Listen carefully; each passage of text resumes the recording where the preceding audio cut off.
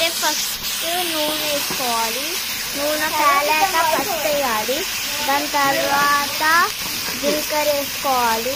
దాని తర్వాత వంకాయలు వేసుకొని కాలాక కొంచెం కొత్తిమీర వేసుకొని బాగా కలుపుకోండి.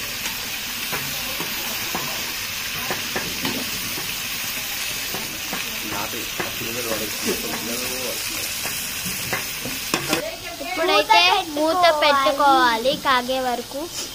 ఇప్పుడు మూత తీసుకోవాలి.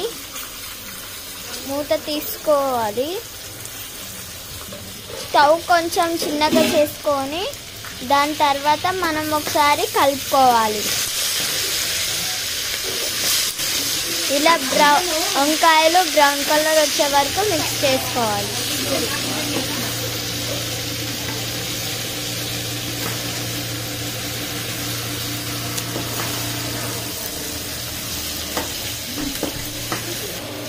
బాగా కలుపుకున్నాక స్టవ్ కొంచెం పెద్దగా చేసుకొని మూత పెట్టేయండి.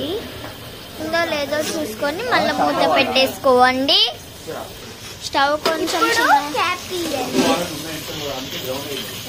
ఒకసారి మిక్స్ చేసుకోండి. బాగా మిక్స్ చేసుకోండి.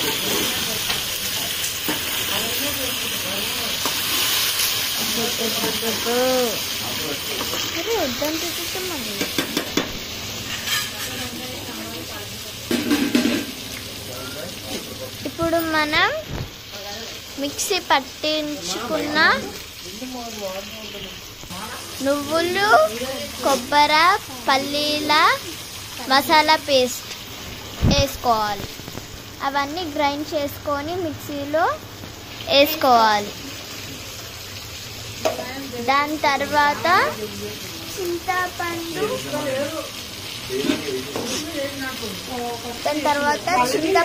కలుపుకోండి.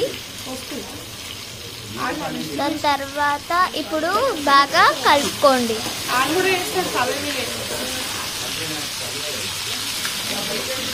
అది దాంట్లో పట్టేదాకా కలుపుకుంటూనే ఉండాలి. మసాలా బాగా పట్టియండి.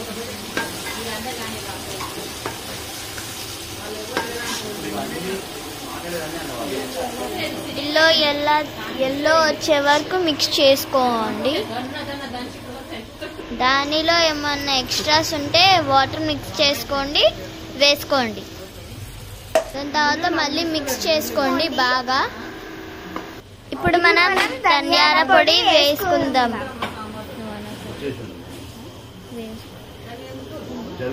ధనియాల పొడి మీకు సరిపడేంత వేసుకుందాం. దాని తర్వాత అల్లం వెల్లిగడ్డ పేస్ట్ వేసుకోండి.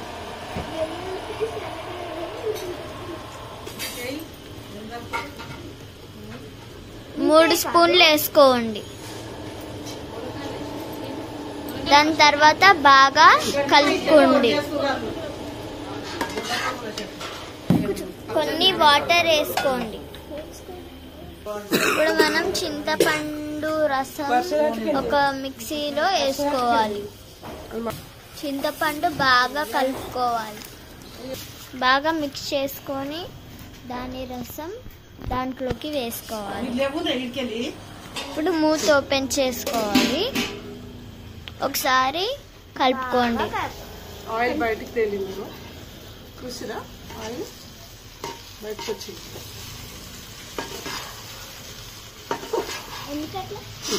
ఉడికిందని అర్థం. ఆయిల్ బయటికి వస్తే ఉడికిందని అర్థం.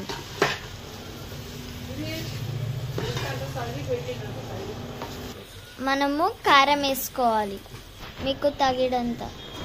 ఇప్పుడు కొన్ని నీళ్ళు వేసుకోండి.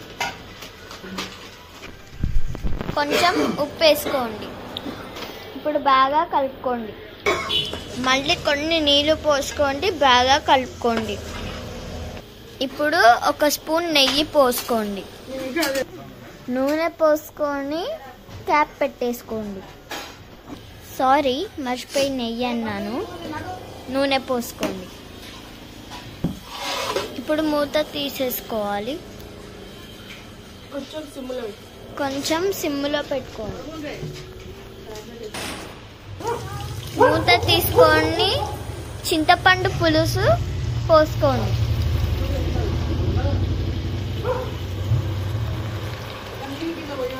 ఇప్పుడు బాగా కలుపుకోండి. ఇప్పుడు కొంచెం ఉడికినాక స్టవ్ ఆఫ్ చేసుకోండి. అప్పుడు కర్రీ అయిపోతుంది. అంతే 5 మినిట్స్. Okay bye. ఇంతే ఈజీగా వంకాయ మసాలా కర్రీ చేసుకోవచ్చు.